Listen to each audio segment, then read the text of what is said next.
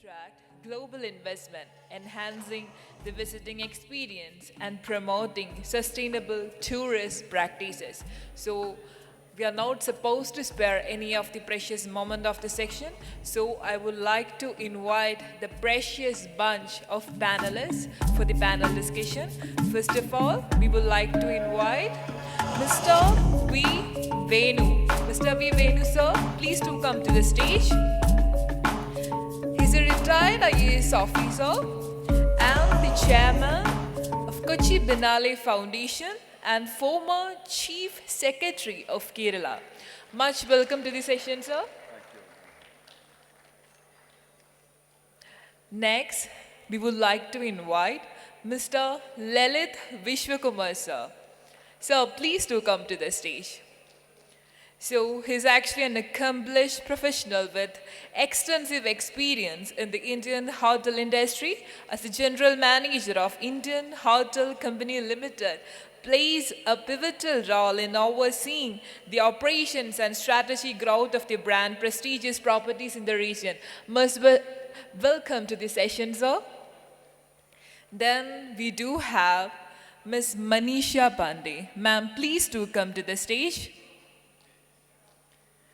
So, a founding member of ICRT, India's foundation and affiliate center for the International Center for Responsible Tourism, and the director of ICRT Global United Kingdom, co-founder and managing director of Villageways, editorial review board member of the Journal of Responsible Tourism Management, Subag Malaysia, and member of WICII. Much welcome to the session, ma'am.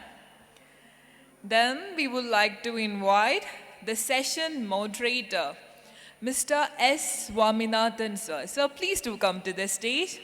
So he is the managing director of Dravidian Trails Holiday PVT Limited, the specialized tour operator who handles only foreign nationals exclusively Kerala, South India. So much welcome to the session. So we do have the amazing bunch of panelists as well as a moderator. And now I would like to invite the much renowned person to facilitate the keynote address, Mr. Suman Billa IAS. Sir, please do come to the stage. He is an additional secretary, Ministry of Tourism, Government of India. Sir, much welcome to the session. So it is indeed a privilege to host this amazing bunch of panelists as well as our moderator and the keynote address facilitator. So Suman sir, we would humbly request you to come and facilitate the keynote address, please.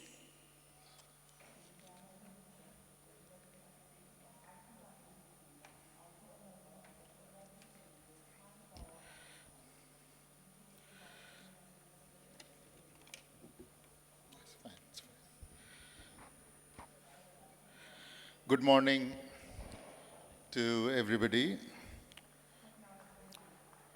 Dr. Venu, my respected senior colleague and mentor, distinguished panelists on the dais who are also my good friends, and good friends in the audience. It's always a pleasure to come back to Kerala and reconnect with those from the tourism industry. Today we are all gathered here to look at investment opportunities in Kerala. And indeed, Kerala has much to offer. So what I propose to do in the next few minutes is try and give you an overview of what the big picture for India looks like and where does Kerala fit in and what are some of the reasons why you must consider looking at Kerala as an attractive investment destination for tourism. So if you look at India, the tourism sector in our country is at an inflection point. It presents a great opportunity, but it also presents a threat if we do not raise the game. And I'm sure that India will put its act together and we will be able to realize the potential that tourism holds for the country. As all of us know, for over 10 years now, India has been the fastest growing large economy in the world. What this means is that the economic demography of the country has increased significantly. Today, people are traveling a lot more than they ever used to travel. People are spending a lot more than they ever used to on tourism and travel. And while demand is skyrocketing, the supply side is just not keeping up. And by all accounts, if we look at the numbers, demand is fast outpacing supply. And one of the three things that we normally look at inbound, we look at domestic. But the third pillar that you also need to look at is to see where the outbound is going. And that number is increasing because there is not enough that India is doing to retain its travelers within its shores. And therefore, I think a good place to start from would be to look at the numbers. So if you look at international tourist arrivals, India boasts of about 17 million plus international tourist arrivals who come to India. Now, this is a large amorphous number, and by itself it does not make much sense unless you're able to slice and dice it to look at which is the target clientele that you actually should be looking at. So if you remove all the Indian passport holders from international tourist arrivals, and if you only focus on foreign tourist arrivals, that number would then drop to about 12 million. And if you take this 12 million and again pass it through the lens of the visa through which they are traveling, that is, if you take out those who are traveling for purposes of say diplomatic visits, for health, etc., you will be left with a number of about 6 million, which are essentially people who are traveling largely for leisure and tourism. And for us, this should be the focus area. This 6 million should be the target, and all of us should try to see as to how we will increase this 6 million to bring in elasticity. Whatever it is that we do, this elasticity needs to come within this 6 million who are doing for travel and leisure, and how do we increase that? Now, a similar thing would present ourselves if you look at the domestic tourist visits. India has amongst the largest domestic tourist visits. 2.52 billion people travel everywhere. But again, the statistics, if you look at it, if I visit, say my friend who lives in Alleppey and I spend the night there, I'm counted as a tourist. But if you again look at it with a little bit more of, pass it through the filter judiciously, you will find, so which means basically let's look at only those who are staying in hotels and guest houses, and let us look at those who are traveling for purposes of leisure, shopping or business. Then that number drops to 470 million. So these 470 million domestic tourist visits should be the target for us on how we want to expand. When you look at it in comparison with the total number of 2.52 billion and then say it's 470, it might look small. But mind you, it's not a small number, because 470 million there are only about, that's more than the population of 3/4 of the countries on this planet. So the market that you're actually looking at India is really huge. So similarly, if you look at outbound, this has been growing robustly. It stands at 27 million today. And then if you break it down to those who are traveling for purposes of leisure, and that is if you take out education, medical, all of those, that number is somewhere around about 7.5 to 8 million. And I think that is the number we must set a target to see as to how we will retain them in the country, because we must always understand every dollar saved is a dollar earned. If we are able to create, it is not to say that people should not travel abroad, but how do we create a compelling narrative and a compelling experience for people to stay and holiday within India rather than to travel abroad for leisure and recreation. And I think that is the challenge that we need to take, and I think we need to place a target of, say, about retaining about 10% of those who are traveling abroad to stay back in India, and we should really see as to how we need to move the needle on that. Now, if we just look at these numbers, which is, say, about 6 million of international tourist arrivals and then 472 million of domestic, what should be, how does this supply side map up? So today, it is estimated that we have 180,000 branded hotel rooms in the country today. That includes those under development, but all of those which are there today. But if we just map the number that we have from the demand side, the numbers, and then if we look at take a occupancy rate of 60 to 65%, and then we say what is the number that we should have, we should be having twice as many branded hotel rooms in the country as of today. And if you look at so from 1.8 lakhs that we have today, we should have 3.9 lakhs as of today. So that's the gap that we are talking about. And when we go to 2029 and then we pose it against the rising economic demography as we see and the greater purchasing power, that number is actually going to be, by 2029, by all accounts, we may have about 2.4 lakh branded hotel rooms in the country. But by then, your requirement is going to be something like 7.2 lakhs. So that is the delta that we are looking at. So similarly, if you look at the unbranded hotel rooms, we have 15 lakh hotel rooms today, and we should have had almost twice as many, 27 lakh hotel rooms in the country today. And by 2029, that number will go to 20 lakhs is what is expected to be there, and we probably need about 55 lakhs, which essentially means that we are looking at investments of close to 1,50,000 crores to happen in the tourism sector across the country. And one of the things that we notice is that for the past several years now, the supply side on the tourism sector is not growing. Investments have stopped coming, and when I speak to people in the industry, they say it's far too soon after COVID, and we've had we've taken a beating, and we are sort of trying to reassess the market, give us a couple of more quarters to assess it and come back.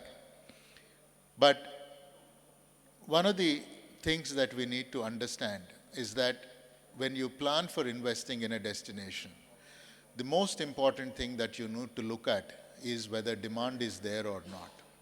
And in India, demand is a given. And therefore, it makes excellent sense for you to be looking at investing into India. So to my mind, India is at the beginning of a very long-term growth cycle. And when I say this number of the order of magnitude of the investment that tourism sector is looking at in the country, people think that it's probably a tall order. But actually, believe me, it is not. If we are able to move a few policy levers, and I'm sure that we will be able to capture this, because if you look at several sectors in the country, I remember several years, 3 decades ago, as a probationer, we used to map the power sector and say that is there ever going to be enough investment in India for the power requirements that the country has. Today, we are a power surplus nation. If there is money to be made, and if we create a system in which investments can come, that money will flow in, and tourism can revolutionize the economy.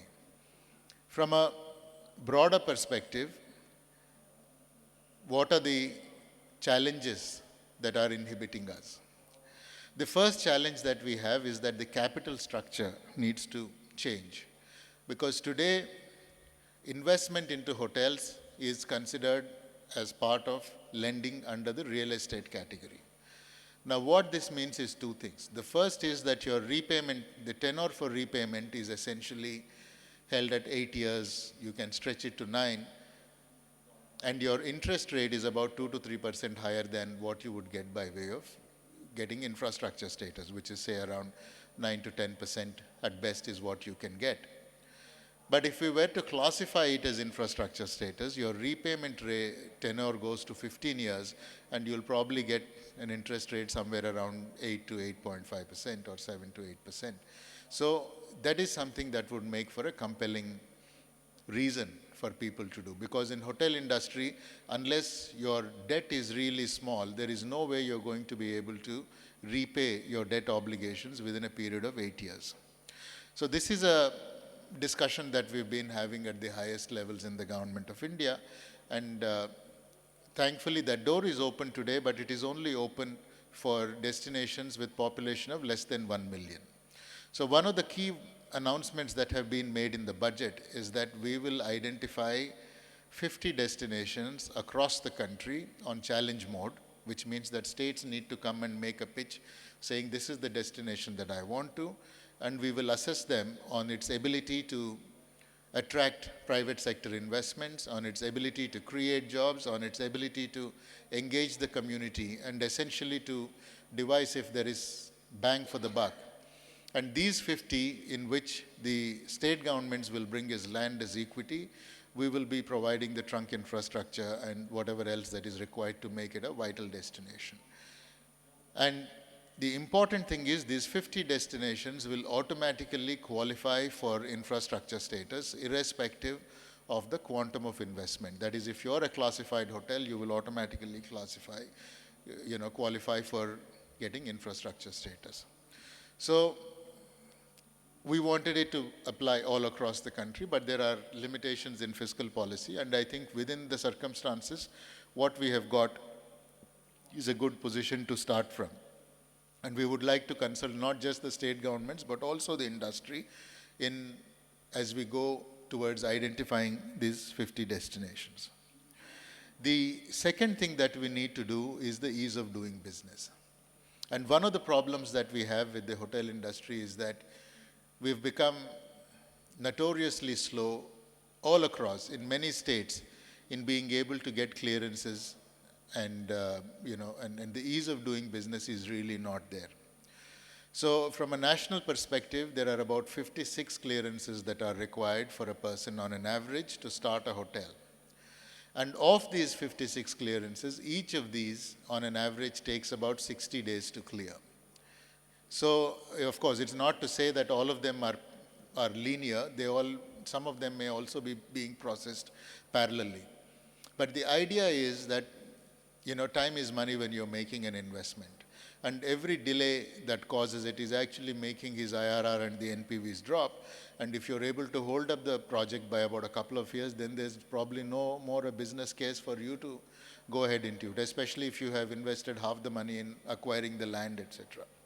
So one of the things that we've also been doing is working with the Department of Promotion of Industry, DPIIT, in the Government of India, and we have actually asked them to create a syllabus within the ease of doing business. So today, ease of doing business happens for the manufacturing sector largely, and for citizen ease of living.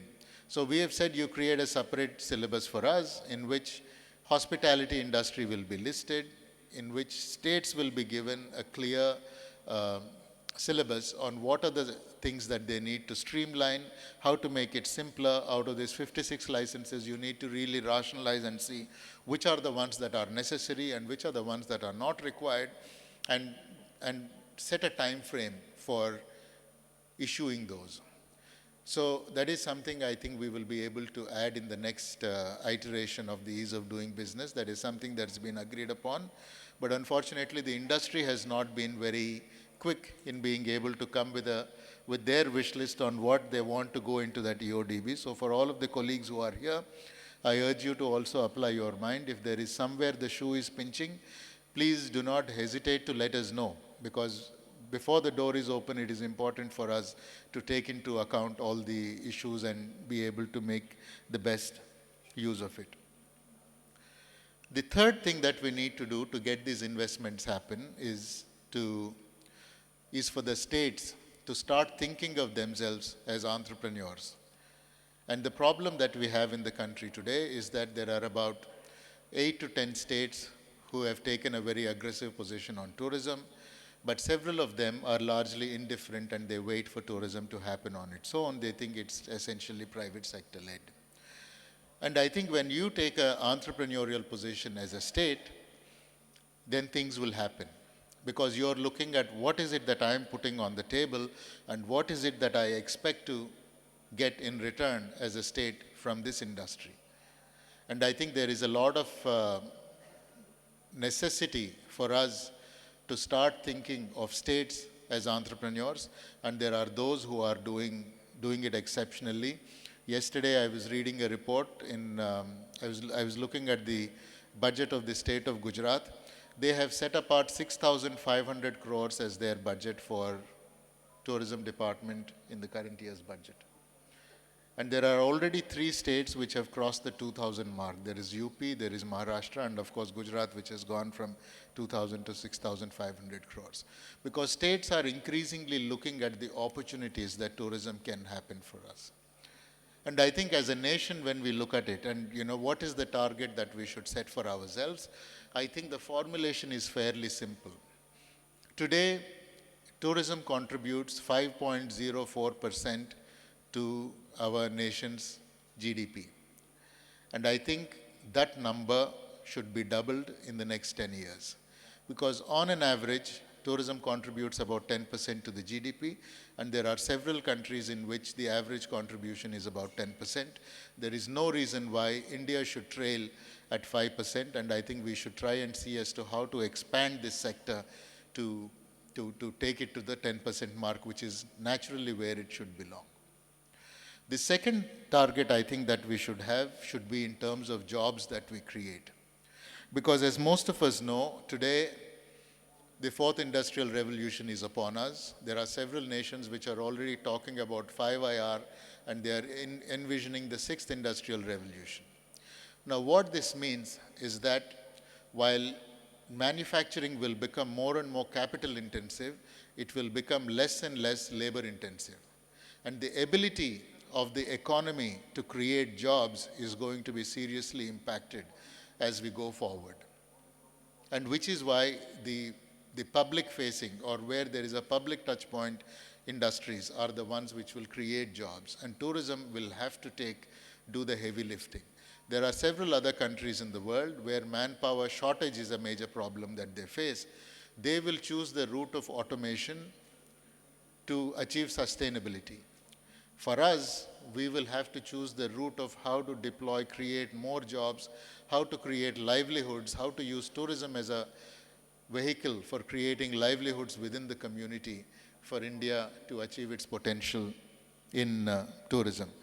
So I think if we have this target of saying that in 10 years' time, we will double the contribution of the tourism sector to the GDP of the nation, and in about 5 years' time, from the currently estimated 76 million jobs that tourism sector creates in the country, that tourism sector provides in the country, how do we add 25 more million to them? I think that's a good target to have, and I think that's a good, and I think it's reasonably robust to assume that we will be able to achieve it. Now, I've already said that one of the biggest things that India has for growth in tourism is that it has demand which is already available. The second collateral to that, which India has, is the buildup of infrastructure. All of us have seen in the past 10 to 15 years, the buildup of infrastructure has been massive in the country. Our national highways have been transformed. Our railways are exceptional. Today we have Vande Bharat trains which are traveling to many parts of the country, which make travel easy and as a great enabler for tourism. And our aviation sector is growing at an astonishing pace.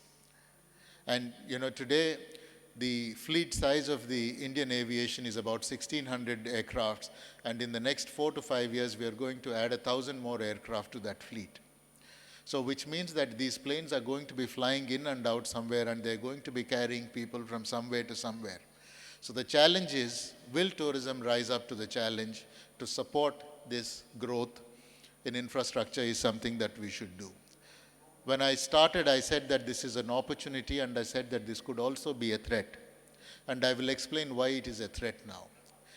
If we do not get our act together now, and if we are not able to translate this promise, we stand that there is a possibility that we might miss the tourism bus altogether in terms of what it can do to the country, for its development, for adding to its GDP, and for the jobs that it creates. And when you have these 1,000 additional aircrafts coming in, they're going to be flying somewhere. They're not only going to be bringing people in, but they will also be taking people out, which means that we will have to brace for much stronger growth in outbound. So how are we going to do this? I think first to my mind is, I'm fairly clear that we need to start planning for building new destinations. Not new hotels, but new destinations. For example, most of the destinations that we have today, and you can take any hill destination, say Shimla or Munnar or any of them, they have crossed all limits of carrying capacity, which means that not only is the experience for the tourists going down during peak seasons, but also the host community is struggling with the tourists that are arriving here. So which means that we will need to look at, say, for example, if Shimla is overcrowded, can we look at developing a destination, say, 30 kilometers away from Shimla, which we will start from first principles and build it with the principles of sustainability, carrying capacity, etc. And I think this is something that several countries are doing. Saudi Arabia is today building 7 brand new destinations across Saudi to kickstart their leisure tourism business. So I think these are some of the opportunities that we have, and I think there is a challenge. But I think overall, as an investor, when you look at India, I think you're in an exceptionally good place. Because as I said, we are at the beginning of a long-term growth cycle. If you get into the market today, you will see an upside for many, many, many years to go. And if you just look at the demand and how much is the supply that needs to come to fulfill that demand, you will realize how the numbers are going to pan out. So I think with the policy tweaks that we have in place, and hopefully we will also be able to rationalize some things like taxation, etc., I think we are in a very good space. Now let me tell you a little bit about why you must consider Kerala seriously. So when all of us invest in stock markets, we always look at the maturity of the stock, because we want to know if that company has been in existence for some time, whether it has revenue lines which are clearly laid out, whether it has a market position, etc. Kerala has done that. Because for over 3 decades, Kerala has grown relentlessly, and it has grown in the right way, in the sense that it has been sustainable, it has been responsible, and I think in many ways the textbook way in which a destination should grow, Kerala has done that. And there is still a significant amount of upside that is left for Kerala to do, and which is why I think it makes it an exceptionally mature destination to invest into, which means that your downside risk is very well covered. And why do I say that? Because if you look at investing in Kerala today, as compared to, say, wanting to invest in Odisha, which is again very keen about developing its tourism potential, Odisha is still untested. Its airlift capacity is limited. So you're still, trying to figure out whether it's going to be a chicken and egg, whether I go and create the supply and demand will follow, or do I wait for demand to come and supply will follow. You do not have that challenge in Kerala. Because for the past 3 decades, Kerala has diligently created a strong tourism brand which has global appeal and recognition. And I think that is a good place for anybody to start a business to go, because the international interest is already evoked. The second is that Kerala is a high-value destination, and it's now become an year-round destination, which means that your numbers are going to be stable and your realization is going to be higher than it would be in several other destinations in the country. All of us in the room know that Kerala has unmatched natural and cultural diversity. Exceptional in what Kerala offers within such a small area is truly exceptional. And there are not many destinations in the world which can boast of offering such a variety or such a depth of experience. The fourth is that the tourism infrastructure in Kerala is again way ahead of the rest of the country. We have 4 airports, 3 of them international, and all of them are very good and carry very high levels of traffic. It is not that it's one odd plane which comes in a day. The connectivity is very robust, and we are very well connected into the Middle East, which means that for international travelers who are coming in, we become a natural extension to the Middle East. The fifth thing that I would like to say is that if you look at the way Kerala tourism has conducted itself over the past 25, 30 years, and Dr. Venu, who has been part of the government, I'm sure will also testify, is the way that the tourism sector has been insulated from the political vagaries of the state, irrespective of which government has come, and irrespective of who has come into power and what their ideological position be, the tourism sector has by and large been insulated, and its direction has been the same. And I think the reason why Kerala tourism has done so well is that we have walked, even if it were only 2 steps every day, we have walked in the same direction. We have not changed course and frittered away the gains that we have made. And I think as an investor, when you look at it, that is something that is truly exceptional about Kerala, and this is something that you will not find in many other states, as to how, irrespective of political predilections, we have always kept business first from a Kerala tourism point of view. The sixth is, of course, Kerala has exceptionally skilled workforce, and even in hospitality industry, our people have done an exceptional job abroad, and they are very well known. And I think the quality of service that Kerala offers is truly unmatched. We have, the seventh is that we have a tourist footfall, and one of the things, you do not have to take my word for it, just take the statistics of Kerala over the past 20 years and see how the numbers have jumped. And you will see that it's like something that's on a relentless path upwards, and that is something that will give you the confidence that even as you go forward after you make your investment, you will keep moving forward. And I think the eighth and the last point that I like to make is responsible tourism. What is it that Kerala has that no other destination in the world has? And I think the key is responsible tourism, because even while Kerala was growing relentlessly, Kerala has grown in a responsible way. Kerala has created livelihoods and pathways to livelihoods for the community where the tourism ecosystem resides. And I think that is truly exceptional. And one of the things that we have seen is through the several natural disasters that Kerala has seen, and we have seen the biggest of them was COVID, the resilience that Kerala tourism has shown is unmatched. And I think the underlying asset for that resilience essentially stems from a close symbiotic relationship that the local community has with our tourism ecosystem. And I think that is truly the strongest suit and the biggest strength that Kerala has. So it not only does it make good social sense, it makes excellent economic sense, and it makes excellent business sense. So I think for those of you who are looking for opportunities to invest in the tourism space, let me end my talk by saying that there is no better place to invest other than Kerala in this country, and there is no better time to invest than the present. I thank you all. Jai Hind.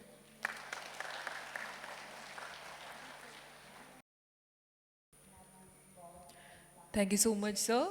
So it is a time to begin the panel discussion. For that, I would like to invite our session moderator, M.S. Swaminathan, sir, to proceed with the moderation of the panel discussion.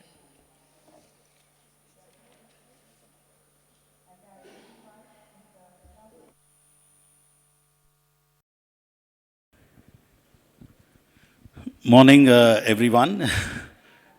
As a moderator, there's always a challenge to make sure you give the best to the audience. And I have a double or triple challenge because I have my professors sitting next to me, and I also see various people who have been part of investment in Kerala, responsible tourism. All the big names are here, but I'll try to do justice, especially since we know the audience are here. And most of this, as we are all talking about investment in Kerala on the tourism front, I think keynote address of Mr. Bella is already covered, because he's not only have the practical, theoretical knowledge, he do have a practical knowledge, and he is now heading All India, so he has covered maximum point. Still, I think we have one lady in the panel, Mrs. Manisha. So I will start, especially the subject being sustainable tourism, and of course responsible industry, that and you being the founding member of IRCTC Foundation India, what do you think? Everyone knows that when you talk about sustainability, it's not about overconfidence, but somewhere Kerala is there. But on a global level, wherever you go for many seminars, whenever you talk about India and what about Kerala standing and how do you feel, where we have reached, where should we go next, which means everything is safe here, who comes here? That will be my question. Thank you. Thank you so much. And, first of all, I would like to thank Kerala government for this opportunity to come here and also meet with Dr. Venu and Suman Billaji, who have been admiring from a long time about the work, especially in responsible tourism, the whole movement that was initiated here. I think there's no second thoughts on Kerala being the leader of responsible tourism across the world. I mean, I think right now, even with my involvement with the ICRT Global, wherever I have been, I think rather from me or from Dr. Harold Goodwin, who leads the movement across the world, he always, the first name which comes to him is Kerala. And the reason is because I think the major things which are the highlights of why it's responsible, first and foremost is how the community has been involved, how inclusive it has been for the local communities. And, this is something which we have, wherever we see the projects across the world, there are cases when the things don't succeed because the local communities are never involved in the tourism activities or the most importantly, the decision making in tourism activities. And I think that's the key to the success in Kerala, that the local communities. Yes, please. Okay. So I think local community involvement, I would say, is the key, and which is, we have literally shared this at every platform, that has been the key for the success of responsible tourism in Kerala. Second thing is the involvement of the industry. There are examples, CGH Earth, I think initiated that whole idea of combining the local community movement with industry participation, because without industry's participation, nothing can be sustainable. And I think that is another proven model in Kerala, that industry and the communities have to come together to work towards bringing the whole responsibility in tourism. And I think most critical part about responsible tourism success is also when all the stakeholders take responsibility. It's not about only few pockets of people taking responsibility. It has to be a movement altogether. And I think Kerala has proven that the entire responsibility has been taken by every level, every chain involved, people involved in tourism.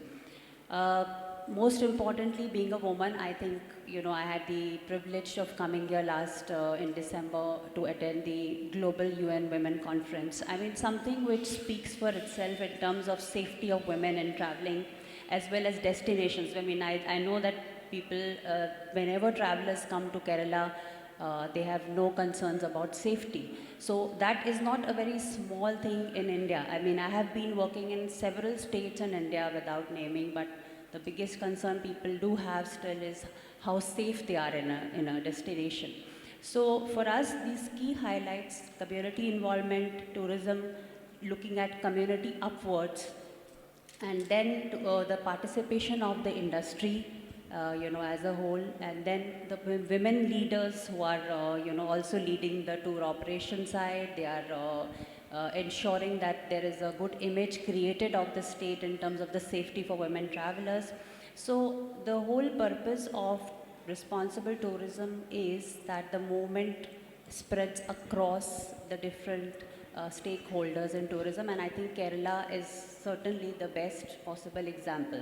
Now, in terms of the country, why it's so important is also because I think Kerala is, being a leader, is inspiring other states to look at it as in business sense. Suman Billaji just mentioned that responsible tourism also doesn't mean only social objectives. It is also making full business sense, because we have travelers now who, particularly after COVID, we have seen a shift in people's minds and their preferences to choose responsible destinations.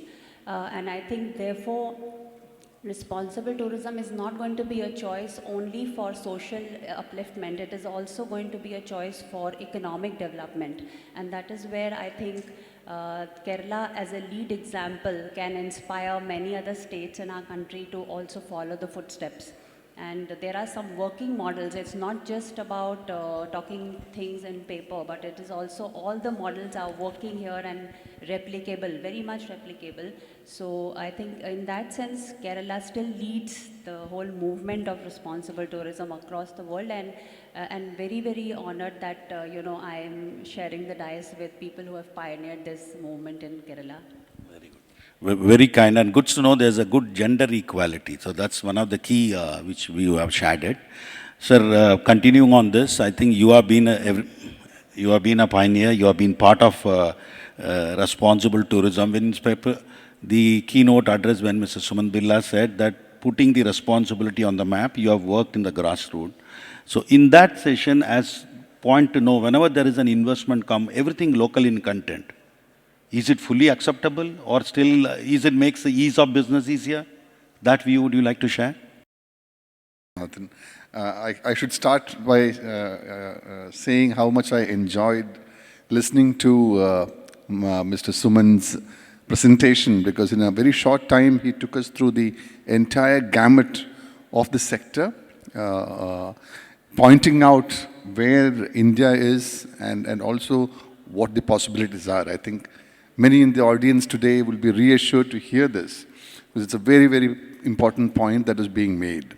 So to bring the focus back to Kerala, I agree with every point that was made here, but I would just like to underline a couple of things. Okay, as has been pointed out in the first session itself, I think much of the problems that were associated with starting a project have all been removed, and this is emphasized by the Honorable Chief Minister and the Industries Minister.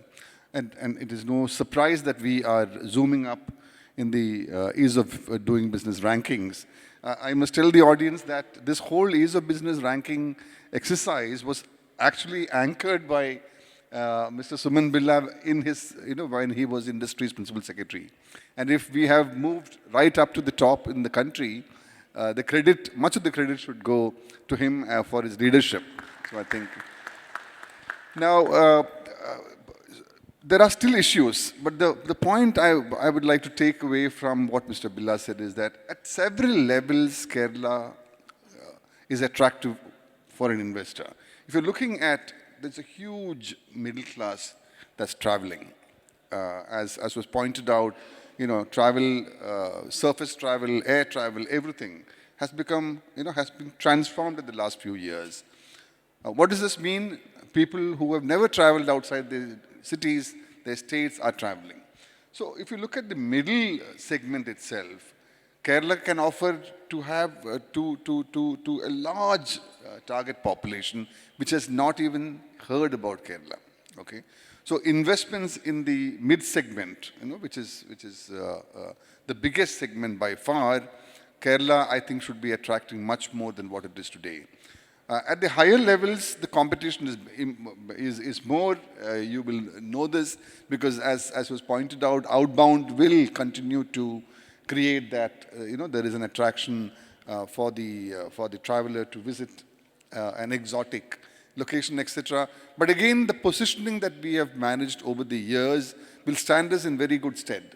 The very different ways that we appeal to the client, the potential traveler.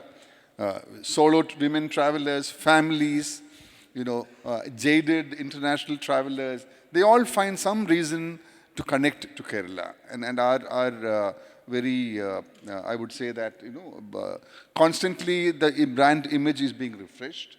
So that will provide the right platform for the industry to build up very strong sales and marketing campaigns to attack this competitive destination. So all told, I think we need to be a little more aggressive. There are still some areas to be ironed out in terms of providing the ideal environment for investment. But I will close by saying this.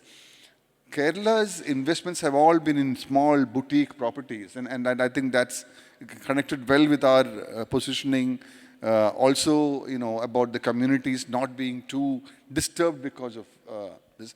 But that does not take away anything from the point that we need large investments into large properties as well, right? the whole business, the MICE segment. In Kerala, if you look at, benchmarking ourselves for international conferences, you can't look beyond this one venue, right? We should be having 10 such venues. Trivandrum, we've got an inventory of 5,000 rooms. Okay, how many rooms in Trivandrum can we call world class? Do we have a single convention center there? Or Calicut for that matter, Kannur, all the places where you have international airports, they're just waiting for that canny investor to come and look at that market opportunity and bring those investments in. I'll close here. Thank you. Yeah, that was very good, sir. Sir, taking on what you have said, I think that I would like to request Mr. Suman Birla, since you have been also the director of tourism from there.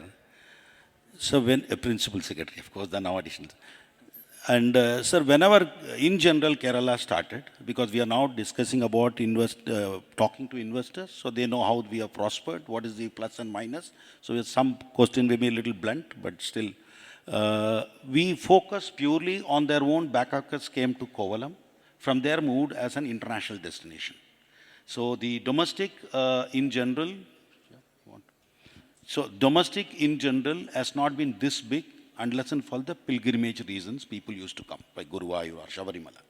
Now we have locals, which means the district people are traveling, other states and outside international tourists are coming. In general, we are happy that our own countrymen traveling. Is the international focus or going little low? Or the international tourists are being considered little numbers, they have outplayed too much of foreign nationals, and being Kerala very natural centric and very unique, how we move forward with this, sir? So let me be a little bit honest on this. I think the domestic international dynamic has changed tremendously since COVID. Today, the domestic is elbowing out international. And from a long-term perspective, it is not good for the country, it's not good for any destination. Because we are taking our eyes off international because of few things. One is, of course, there are more people traveling today, and the propensity of Indians to pay higher is, in many hoteliers tell me that Indians are spending more than international travelers, especially on F&B and different other things. So it's better revenue. So and our hotel rooms, because of low supply, the rates have really gone through the roof. For an international tourist, he's got several other opportunities. He's not just looking at Kerala or India or, he's looking at Vietnam, Malaysia, several others who are in the same bracket. And therefore, when he makes that choice, price plays an issue. So that is a structural problem that we have. We will need to unlock it. But one of the things that is happening is that the industry is becoming very smug with having domestic, because you don't have to market, you don't have to go too far. There's enough demand in the vicinity. They are coming and they're spending money. And one of the things that is happening is also that the service levels are dropping, because the domestic market brings with it a certain kind of behavior, and the staff are getting used to a certain kind of behavior.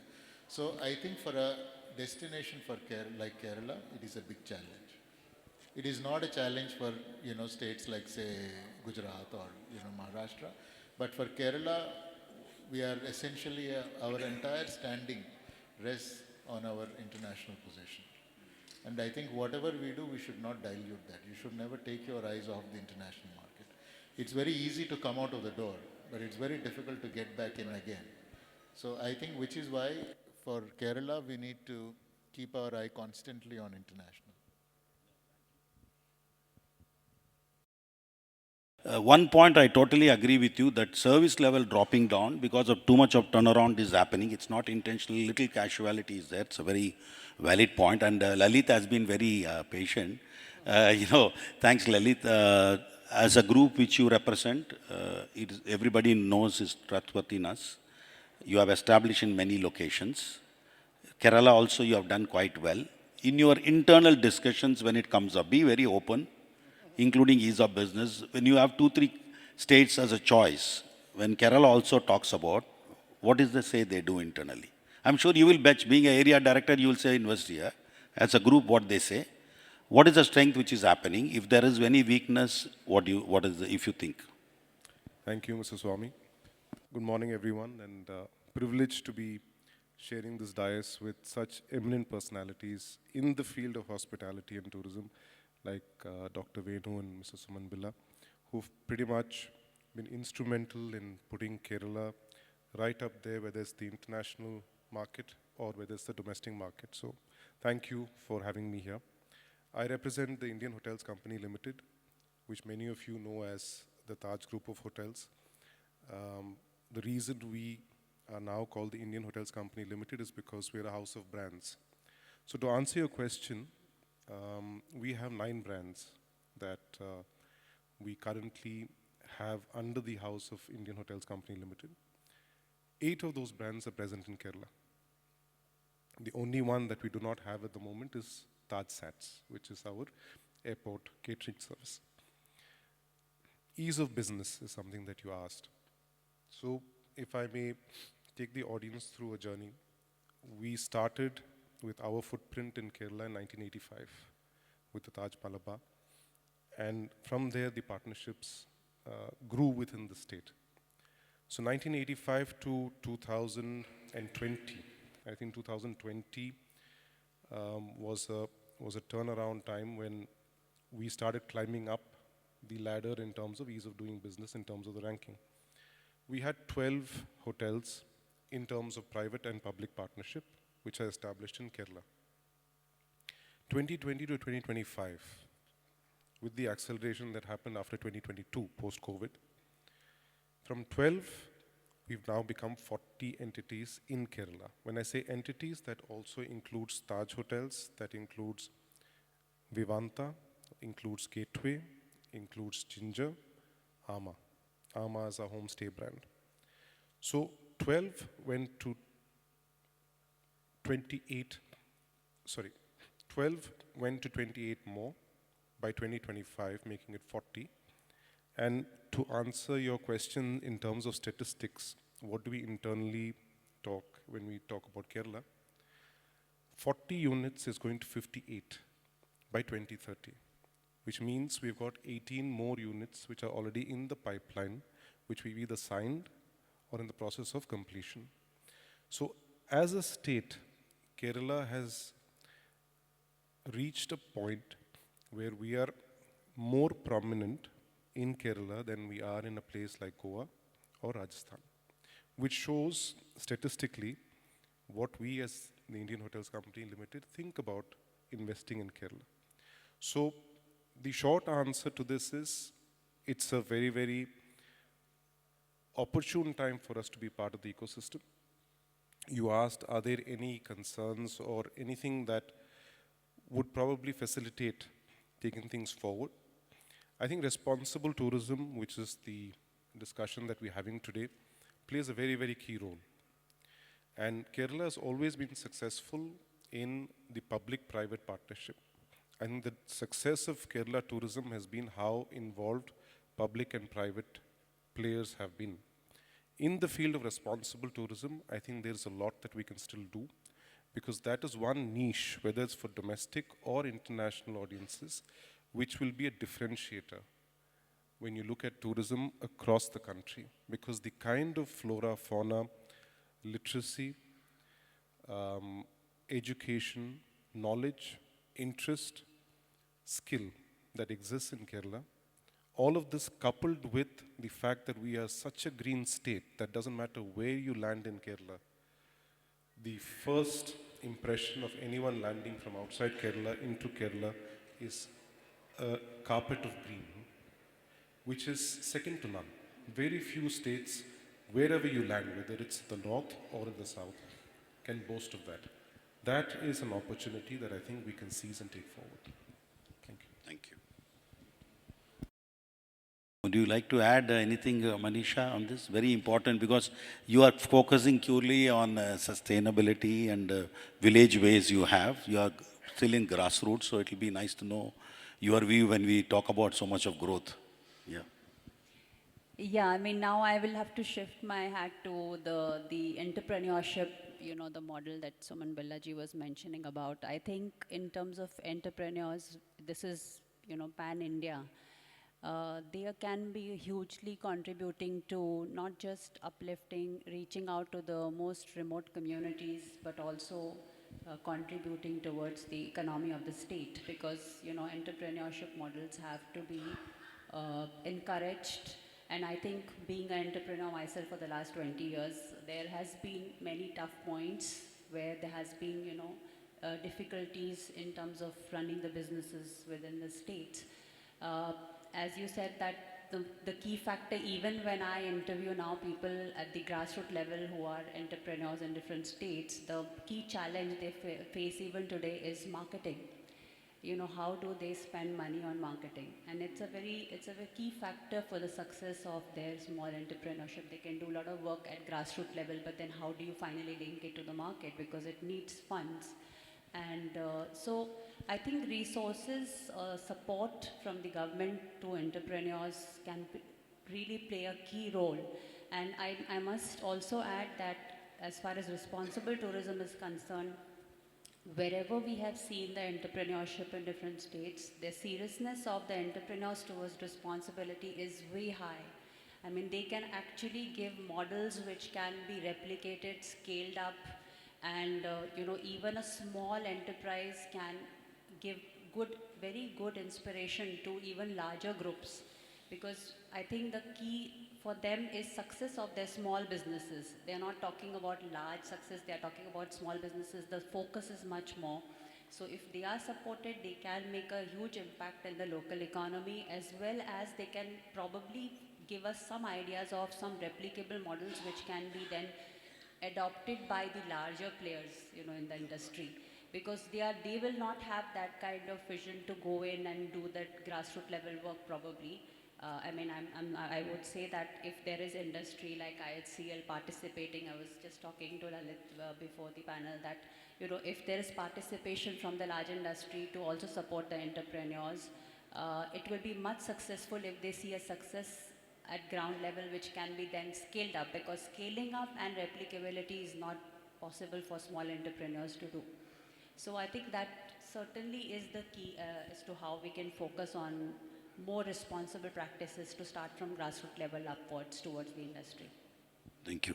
Since we have a very eminent lot of learned scholars here and they have experienced it with two questions, I'll just have two questions, then we'll open it for the floor, sir.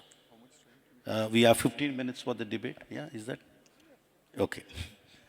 Sir, after what this question is for Dr. Venu, after she said, especially, honestly, I was very surprised, Dr. Venu, talking about wedding happening in Kerala and MICE events. We taught us to handle foreign nationals, special Kerala, very unique, it's local in content, Kerala, Tanimai, those are the words. So what do you think? So what kind of a transfer? And we have a can I use the word that we have a carrying capacity issue compared to other parts of India?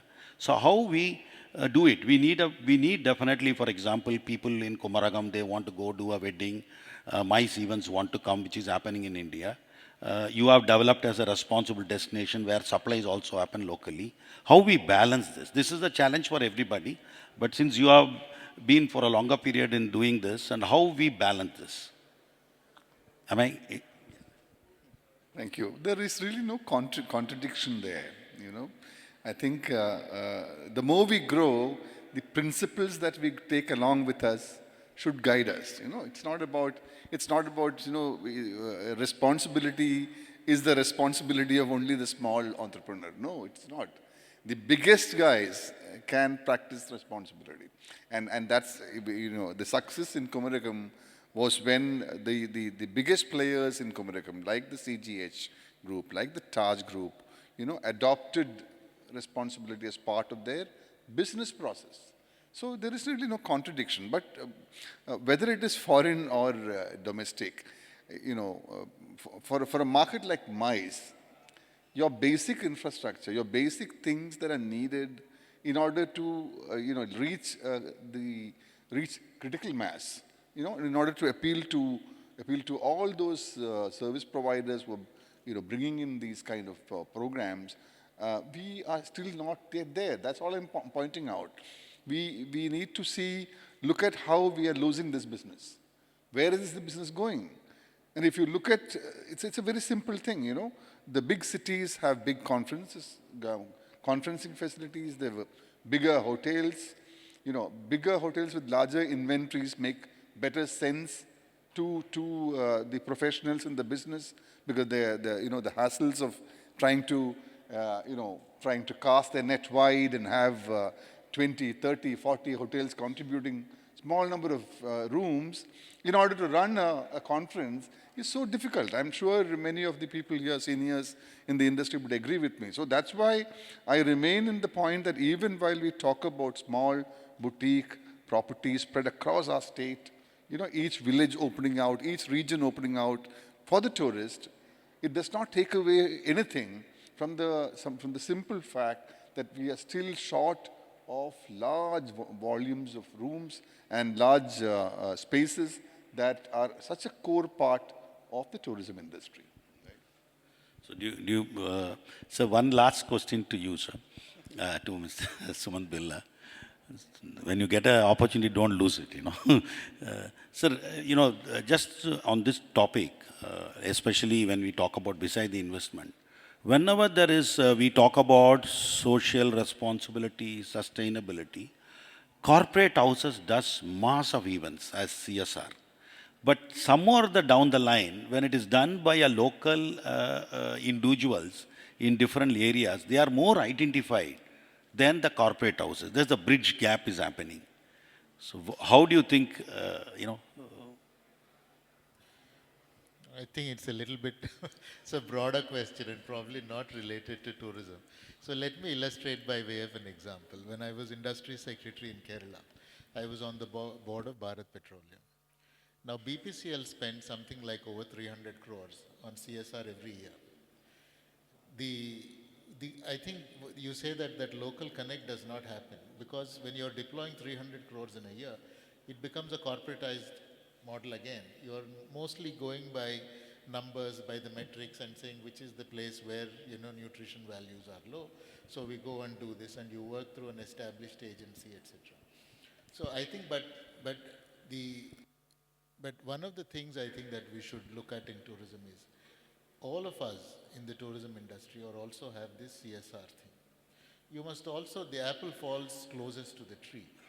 So I think wherever your property is located, if you're able to deploy those CSR funds meaningfully to create a, you know, meaningful, you know, responsible change, I think it will make it a lot better for us, especially if there are some monuments which need upkeep, if there are some, you know, cultural activities that need to be supported. I think those are some things that we need to look at.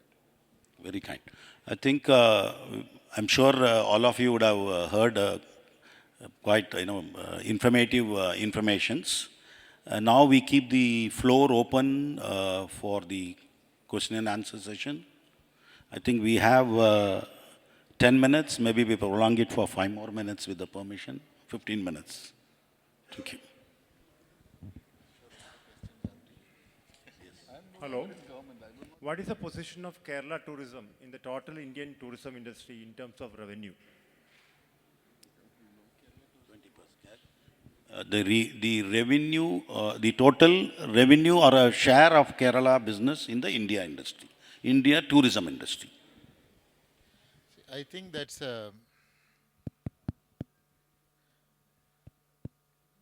is it? Yeah. So I think it's a little bit difficult to give a straight that, because purely because of the way the statistics are compiled at the national level. Because when international tourists come, there are gateways like Mumbai, Delhi, etc., where a lot of people come. So there's a certain aggregation that happens there. And most of the travel, as I had mentioned when I spoke first about where the numbers are, Kerala is essentially a market for leisure. But whereas business travel, which also gets into the numbers, that is the oversized, that's the larger, piece which goes. And that goes to the major cities, etc. So I think if you look at where Kerala is within, I think we are probably 6th or 7th, but it's reasonably large. And I think the important thing that we need to know is the quality of that revenue which is coming. People are coming to Kerala for leisure options, choosing to come to Kerala over several others that they have. If But whereas for a business person, I'm coming because I'm a consultant and there's an opportunity which is inside Jharsuguda. I'm going there. I'll stay there for a week to get my work done. But it's not, but it's more of a business travel. So I think from that point of view, the quality of revenue that Kerala earns stands heads and shoulders above the quality of revenue that several other states do. Good morning. My name is Mohammed Rafi. I'm the CEO of Flora Hotels. We have 6 hotels in Dubai and 5 hotels in Kerala. So we have a comparison. First thing I would like to request you that now I could heard that we are comparing with other states in India. Kerala has grown beyond that, especially with the last 30 years effort, especially from Dr. Venu and all. We have reached a level where we have to compare not with the states in India. We have to compare with the places like Dubai. Even I used to share a lot of information with the Dr. Venu. The method which Dubai is promoted is something different. Here we are discussing mostly into hotels and tourism, just not hotels. These are celebrations. See, every 6 months there used to have a city briefing where they show the GMs of the hotels that how Dubai is promoted. So they are making them aware that we are promoting your hotels anywhere in the world according to their celebrations, and wherever celebration, actually Dubai is getting the advantage. So I request that we should look at the method which copying the best thing is not a fault. So we can definitely learn more into that. And second thing is that the political leadership. We need to have a passion when we promote tourism. Now we have a dynamic Minister of Tourism. He used to come, he learned a lot of things, he shared a lot of things. So which I request is actually a request that we should look at Dubai as a learning point. Thank you. Thank you, thank you. Hanish has said he has noted the point for taking it up within the government. Sir, Mr. Jose Dominic, would you like to say something? Your view?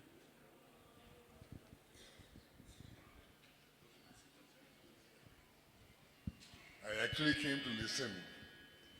Let me introduce myself. My name is Jose Dominic. I came to Kerala in 1978 and I was the CEO of a company called CGH Earth for 40 years. Now I'm a startup farmer. I'm also starting up small homestays in Jewtown. Just to introduce myself in my current. I've heard Dr. Suman, Dr. Venu, and Manisha, and of course Lalit. My big concern, in 78 when I came, we saw that at that time, in the 90s, I just go a little further, every state in India was laying out the red carpet for investors to come in. Kerala too laid out the red carpet. And like Goa too. And Goa got the big investments, 300, 400 room hotels. Kerala, on the other hand, the FDI did not see the red carpet but saw the red flag. So they were afraid to come in. But local entrepreneurs came in, did what they could, which is small, in the manner which they knew which is local, and created an indigenous model which became world class. And that is the Kerala model. Kerala is a Thanima, which Swami referred to. So that became an essential ingredient. My worry is that strongly a part of this was international tourism. Kerala grew because of its extremely competitive advantage in attracting international travelers to that state. Now my worry is, Simon is here, the lack of effort of government of India to promote India for foreign tourism. The allocations are coming down. Maybe they say if we've got enough domestic, that is enough. I fear that may be a way they're looking at it. And in the state itself, I fear that the local model, Kerala and the Thanima model, is also being departed. Now we are going after what we have as our inherent attraction. Instead of that, we want to create so many things. I fear when they say heli-tourism. I fear when they say glass bridges. I fear. But we don't have the money for that. Now, take the example which you said of carrying capacity, I think someone talked about. Take the example of Munnar. An essential destination within the Kerala destination is under stress. Not because of excess capacity, but lack of infrastructure growing up. I think the big investments are now required. See, hotels will be built, private sector, create an enabling environment. But what we need is investment to come. What about creating a new public transportation system of people to go up the hills? Instead of everyone going up in a car, Munnar destination is now crying because of congestion. Similarly, investment required in terms of keeping the state clean and green and healthy. Those are, I'm not saying because CGH is clean, green, healthy, but these are essential requirements for the state. So my worry is, while Kerala's most successful sector in all other sectors has been tourism, no doubt about it in my mind. Of course, there have been some attempts and there are some successes and then I believe that great opportunities exist in forwarding the tourism cause beyond what it has done through the farm sector. The Kerala's, what you call Muziris, for example, the destination of spice road, historically so powerful it has been. We've got a big gap. Now coming to, in the context of today's session, Invest Kerala, does tourism have enough latitude, enough space for more investment? I think we only touch the edge of the big iceberg. Sadly, we do not need to copy. Do it our way is what we have succeeded in. So the government needs confidence in the way that we are doing. We don't need technology to come. We don't need capital to come. All that is already here. The world will come. It is not global. It is local tourism which is going to bring the world here. That's my view towards this. And I believe that enabling that is what Invest Kerala should succeed in. Let people everywhere in the world do what they want. The way we've done it, I think there's a very, very successful model. And it will help. And tourism, finally, I would conclude by saying, tourism is, the ultimate luxury is pristine nature. And people will come not because, so the model that we took was consumer, let him not overwhelm the environment and the planet and society. Consumer is not king, make environment and community the king, and then you'll have the modern consumer, the alert, independent traveler, which is the future of the world to come. I think the Kerala model is the future of world tourism, and that advantage we must harness and not be afraid of. Thank you, sir. Thank you very much. So there are a lot of private entrepreneurs are there to take it forward like you. So which also will attract other people to invest. Thank you, sir. But I would also I have a question. I'm actually from Sri Lanka. My name is Santosh, and I have a couple of questions since... Sorry, anybody want to speak? Can you raise the hand? There are people who are showing hands before, if you don't mind. Now, you can continue now, but in future, anybody wants to answer, they can raise the hand. Then we'll take few more questions also. Then thank you. So my question is actually very simple. It was very staggering to see that, in the Indian market, they see Indian tourists as the ones who pay more than the foreign tourists. It's quite surprising for me because in Sri Lanka, the Indian tourist is seen as a cheap tourist. Unfortunately, we have not been able to attract the kind of tourists in India who pay the money. So given that the Kerala model created a certain premium for the Kerala product, I'm very keen to hear from you what you did to make the Indian tourist pay more money for the Kerala tourism product. I'm keen to hear from that, and probably I can learn from that in the context of Sri Lanka. Thank you. I think this question... Yeah, it's clear, sir. I think this question is better answered by Dr. Venu, because when I first came as a probationary here, that was the time they were ideating. And at that time, they thought that they had, from what I learned then, was that we must get tourists who pay $100 per night in Kerala. So I think he probably knows, where that thought came from. Well, I think your question is partly answered by what Mr. Jose Dominic said. There is a certain model that evolved in Kerala. 95% of our investment in tourism is homegrown, right? So the small investor belonging to Kerala, many of them adopted several features of the Kerala culture into their operations and business, and created a product that was so appealing and so differentiated from the average leisure, offering that was there in the market. Number one. And number two, I think we have to give credit to this great private-public partnership that was developed with the state government firmly, clearly playing the role of a facilitator and pushing up these properties, giving them platforms, opportunities, market access that many of the others didn't have. So, these smaller properties were then catapulted to prominence because of the efforts that the Kerala Tourism Department took in terms of providing visibility, fam tours, promotional work, all that, I think everything came together in order to push Kerala into the limelight much better and much more effectively than other destinations.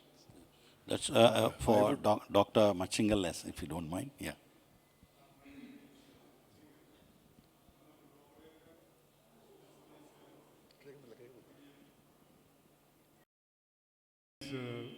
Resort also owns. What I want to stress is the point what Mr. Bella IAS told, that domestic tourists are spending more money, but the foreign tourists are not spending not that much money. This is true, because the foreign tourists are from middle class or from upper middle class. And the Indian domestic tourist has more money than those coming from outside. That is why they are spending more money. But we should think that this will not help tourism anymore, because foreign exchange is not coming. Without foreign exchange, we cannot survive. That is why I should say more stress given to foreign tourists. For that, the hospitality industry here should be very careful, because they are, for a short time, the domestic tourists will stay in India and later they will go outside. Then we have to depend upon the foreign tourists. What the hospitality industry here should do, they should give separate price for foreign tourists. Because when I checked my office yesterday, our company has about 40,000 room nights in Kerala alone. That means all from Europe, not from domestic. And to increase that, we should get better price from hospitality industry in Kerala. I can assure you more room nights.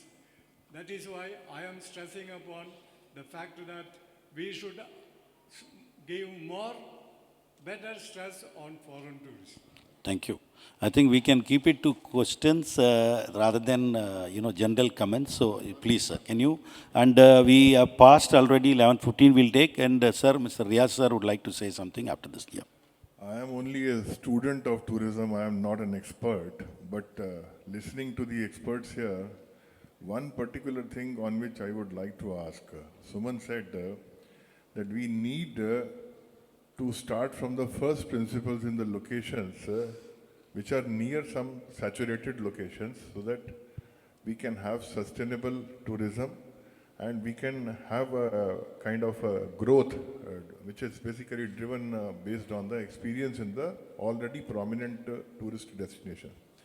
In Kerala, if I can say, with whatever little information I have, there are some destinations like Jose Dominics have also mentioned, some many Ayurveda-based spa, resorts, tourism hotels and all, and even IHCL properties, many big brands. So can you make it to the question if Yeah, you don't just mind, sir? coming to Sorry, that. since the It- time it is is gone. important to raise this context. There are clients, there are service providers which are matched, and foreign tourists are also booked 4 to 6 months in advance. Problem comes when a foreign tourist comes and feels that there are enabling infrastructure which is just not available, or traveling from Cochin to Calicut or to Wayanad is a challenge. There are 4 international airports. What happens is that the connectivity is not there. You don't get a flight from Delhi, Bombay directly to Kannur International Airport. It is their international airport with the state-of-the-art facilities. Now it is in this area, and I would say the National Waterways project which is going on. Perhaps the Government of India's requirement to develop these things is much, much more important, so that the small satellite tourist zones are properly connected and people can actually reach there in a shortest possible time. If this is not happening, then whatever we are talking about starting new destinations from the first principle, these are a large number already existing in Kerala. Even with responsible tourism, sustainable tourism, there are a lot of other activities.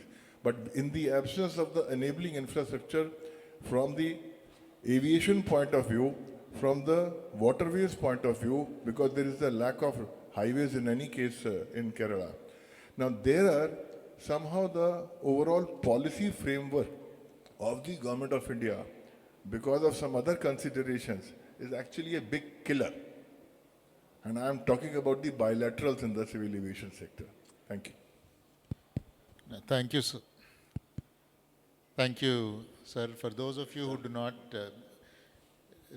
recognize him, the person who asked the question, he is Mr. Puneet Kumar, Additional Chief Secretary to the Government of Kerala.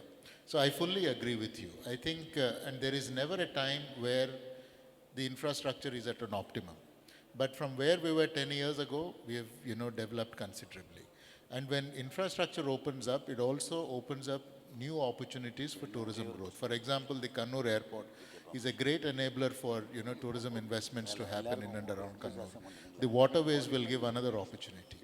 But I think not specifically about Kerala, but I think the challenge with India is that when tourists come to India, the airports in India are fantastic. If you compare it with any of the airports in the US, I think ours are several generations ahead and the experience is better.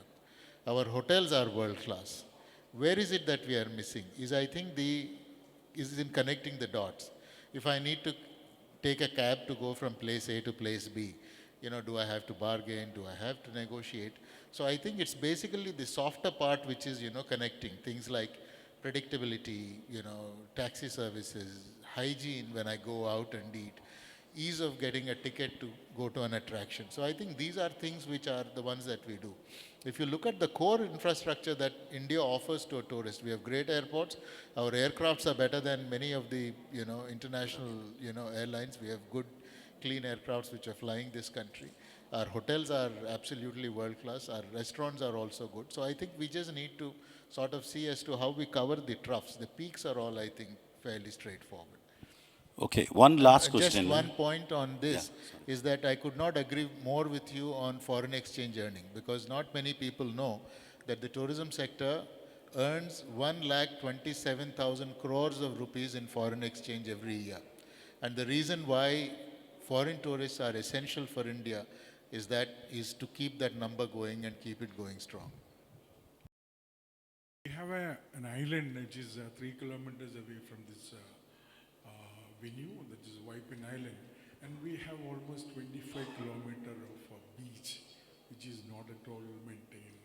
So I request you may please consider this matter. and my chamber will assist, ready to assist you for any kind of. Okay. So the last question which you said, yeah, can you, yeah, please. So I'll keep it short.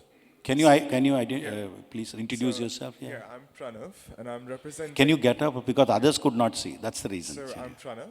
I'm from Bendigo Kangan Institute in Australia. We are the largest Australian TAFE provider and skill development and skill assessment provider in Australia. So my question directly is that tourism and hospitality sector requires skilled workforce. So what sort of measures are taken up for skilled manpower for the tourism and hospitality sector, especially, and what are the challenges which you face when you talk about sustainable and responsible tourism? What sort of skills are required for training the skilled workforce in your sector? Thank you. Would you like to?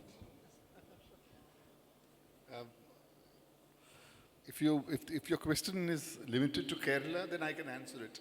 But in the country level, I'm sure, Mr. So I think Kerala has one of the best skill development ecosystems for tourism in the country, and that is reflected by the large diaspora of our skilled manpower in key positions across the country and outside the country. We have a series of foodcraft institutes within the government sector and a host of institutions outside in the private sector providing skill level training. And these are all institutions which are currently being, aligning themselves with the skill framework in the country. At the national level, we have the skill framework. They have a skill council for every sector. Tourism has a skill council where the industry provides inputs in what kind of skill levels are needed at each job positions. And then, of course, at the higher supervisory levels, colleges offer bachelor programs, undergrad programs, and graduate programs. So you have a mixture of skill and professional level programs that are available. Today, I believe that these are sufficient enough to cater to the demand, but probably you have to keep moving, keep improving, because I believe that the skill gap in the country is huge. And Kerala, with its basic high starting point, we stand a good chance to grab that opportunity. But internationally, I suppose we will have to do a little more work in order to provide the skill sets that are needed to fill the international level appointments. Thank you. I think 11:15 was the session. We already exceeded 10 minutes. So I'm sure many are going to get upset I didn't give a chance. But if I go across the timing, that doesn't speak well of our moderator. So we had a very fruitful, you can? Okay, two more questions, boss. Yes, yeah. The other two gentlemen, yeah. Can you pass the mic? Yeah. Boss, you have to pass the mic. There's a Good morning. It has to be a crispy, clear question. No suggestion, recommendations, if you don't mind. Okay. Yeah. The biggest challenge, I'm coming to the point only as you mentioned, the biggest challenge in tourism or whatever project the investors face is the conversion of the land here. You all know, nobody has pointed out this, that's the reason. So the full team is here and sir is we here. have to, And this conversion of land takes a lot of time, minimum 2 years. By the time we are saying right time, right government, we don't miss the bus. Let me intervene here. Let me intervene here. There is no representative of government here. No, I'm there coming is no, to that also. There is no point in raising that point. That's all I'm saying. No, this has to be minutes and it has to reach to the concerned level. Yeah, when a session happening like this, the concerned person also has to be here. And even the minister also has to be here, no? Yeah, anyway, good of you to say this because, as you said, we have a carrying capacity. Sometimes it takes time. It's also good. Thank you very much, sir. Thank you. Good morning, sir. Thank you for giving me the opportunity. I am Karan Kapoor. I represent the Postcard Hotel. We are a transformative luxury brand with 11 hotels in India, Bhutan, and Sri Lanka. I must share my congratulations and kudos to Kerala government because Kerala government has been focusing on promoting the state very well. Amongst all the states, the highest expenditure on marketing, on promotion, skill development is in Kerala. What we have realized is that over the last few years, Kerala has suffered because of the series of events which have happened. Now, the limited point which I would want to make over here, or the question I would like to raise over here is, should we really look at the God's own country campaign so that there is much more awareness? There is a lot more focus can be emphasized on temple tourism. I think everybody knows the landscape of Kerala, but very few people in the north or in Yeah, central India we'll know do one about thing. temple tourism. We will have a separate tourism segment time. These are the very valid points. Unfortunately, I hope I'll be called, then I'll inform you. You can come and participate with along others and give you a suggestion during that time, which is purely focused on tourism initiatives for the marketing plans. Thank you so much, Thank sir. you. So the last question, we'll take it, sir. Good morning. I am Paul Verghese. I am the Secretary of the Malabar Chamber of Commerce. So, one of the main few areas we've been concentrating in developing Malabar was IT, which we already started off the initiative. Another sector, what we are looking at is medical and wellness tourism, which we are trying to promote in Malabar. Districts like Calicut, Malappuram and Wayanad. But it's still in a work in progress. So my question is to Dr. Venu. How do we go about this? Because a lot of international... Mr. Paul Verghese, again, I am no longer in government. These are all good questions. You need to raise that in the appropriate forum, not in a forum where you do not have the tourism secretary or the tourism director here. Sure, sir. So, but we look forward to your valuable advice on these matters. Thank you. I think with this, okay, this is the last one. Last one. Even somebody has got very important. This will be the last question. You have to excuse us. Yeah, please go ahead. Yeah. Because I'm more worried the next session will get, I can go on till evening. I think they have been kind enough to sit, but the next session has to carry on. And we are focusing more on investment and also anything, if you're a startup, something like that, please throw questions which will be very helpful for everyone. Thank you. Sir, I'm Akshay. I'm a CEO of student travel company in London. I'm a failed entrepreneur in Kerala, but I'm a successful entrepreneur in Scotland. In 2018, I had a plan of putting up a camping company in Kerala, but I didn't got enough support system from the tourism department or Kannur and all other media and other things. But for my higher studies, I went to Scotland. Scotland government gave me all the support for a startup ecosystem over there. Now I'm paying in Indian money almost 25 to 30 lakh as tax for Scotland government. Kerala government or Kerala tourism especially couldn't hold me back on that time. Is the situation same in 2025? Because still I'm representing students. We know we are facing a serious issue that students are going out of this country. I'm representing that student and I still would like to start again something in India, especially something in Kerala, as I got a foreign experience and everything. What support system does Kerala tourism give for an entrepreneur like me who's staying in NRI? You want to take it, sir? Yeah. I think it's, yeah. It's a serious issue and it's a serious matter, that's why. No, it is, and I think there is no gainsaying. These are, some things happen. For some businesses, some places work, some places don't work. But that doesn't mean that, it doesn't work forever. If you look at several of the big entrepreneurs that are there from Kerala, most of them have gone outside, made, big name, made themselves what they are, and they're all busy investing back and, back into Kerala. So any destination, one should not sort of put it away. But I think all that I want to tell you is that Kerala has changed tremendously. If you look at the ease of doing business that, Kerala had, 2 iterations before, we were at 29, which means that we were the last state in the list. Today, we are the number 1 state in the country. What does it show? It shows that it is not just the resolve of the government to move things happening, but actually things are happening on the ground. Because as you know, ease of doing business is not just about issuing a few government orders. It is actually based on the feedback from the beneficiaries of the process who then vote back and, who do this.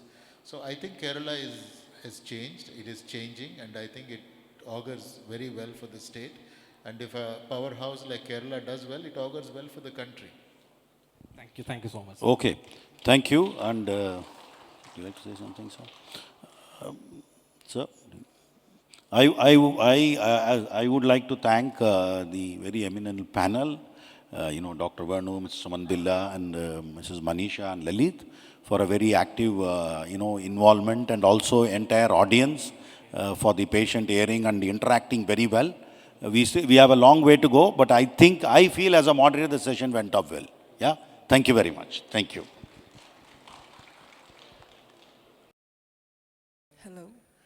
Well, it was indeed a great session ever, and we would like to give a token of appreciation for our renowned dignitaries, and we do graciously recognize the presence of our Principal Secretary, Muhammad Hanif IAS, sir.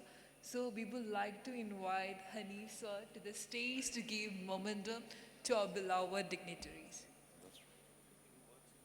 After conducting this show, my name is still not pronounced very well. See, first of all, I've been running around all these sessions together. This is almost the 25th or the 26th session. And this is the most troublesome and the most difficult session, I understand. 3.5 crore Keralites and 3.5 crore tourism experts. That's a great, great phenomenon. And to grapple with the mystery of the state and to find out solutions. My great doyen, great guru in the service, Dr. V. Venu is here. My greatest friend, Mr. Suman Billa is here. Manisha is here. Lalit is here. And Swaminathan is here. Thank you very much. And it has been a lively session. Thank you very much for that. This has been the most sought after session that we used to have. And George Dominic, as usual, had some small loopholes to find in Government of India as well as Government of Kerala. Thank you very much for that also. Lots of things should happen. Kerala has to change. Carry on forward. Right.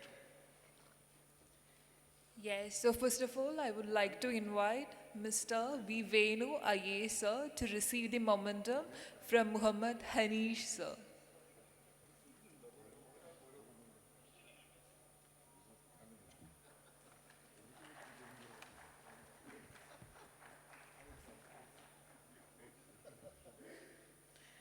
Then I would like to invite Mr. Lalit Vishwakumar, sir, to receive the momentum from Hanish, sir.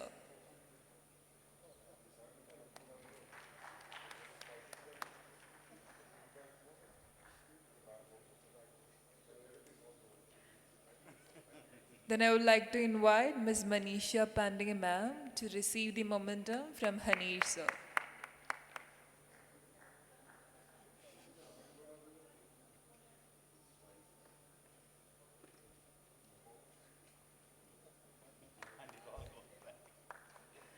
Then I would like to invite our session moderator, Mr. S. Swaminathan, sir, to receive the momentum from Hanish, sir.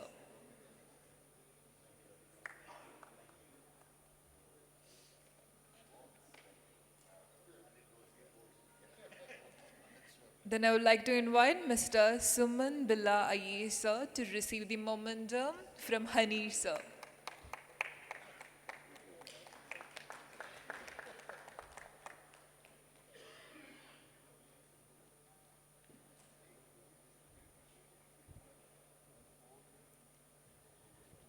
Well, the dignitaries are requested to stay for 2 more minutes to have a group photo, please.